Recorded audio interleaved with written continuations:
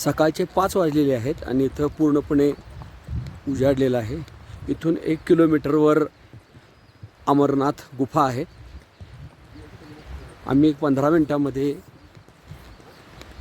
अमरनाथच्या गुफापर्यंत पोहोचू।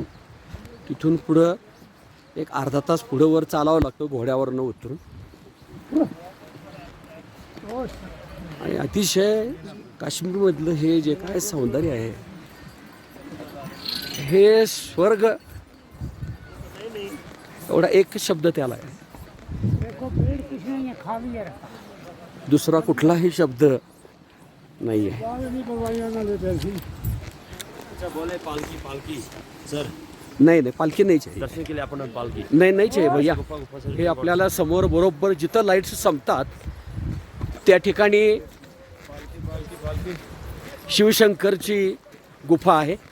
ज्या ठिकाणी लाईट्स संपतात त्या ठिकाणी अतिशय मनोहारी सुंदर असं हे निसर्गरूप।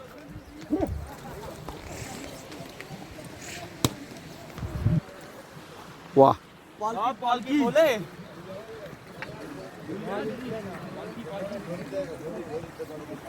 आता मी त्याला हे केलेलं आहे, झूम केलेलं आहे आणि ज्या ठिकाणी लाईट संपतात त्या ठिकाणी अमरनाथची गुफा आहे। सकाळचे 5 वाजलेले आहेत। सुप्रभात। हीच ती अमरनाथची गुफा।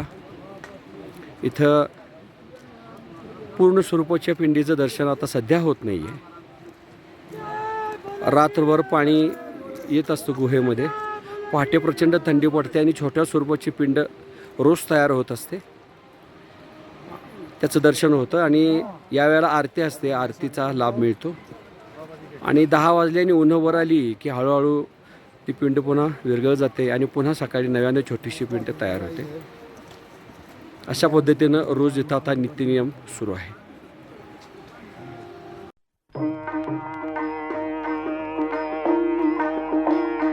तुझ सगुण म्हणो की निर्गुण रे, तुझ सगुण म्हणो की निर्गुण रे।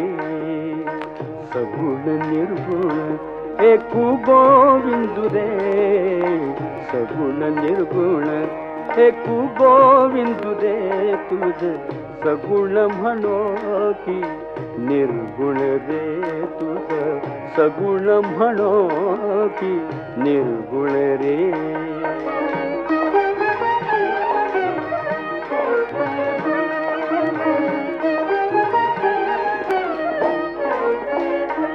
अनुमाने ना अनुमाने ना अनुमाने ना अनुमान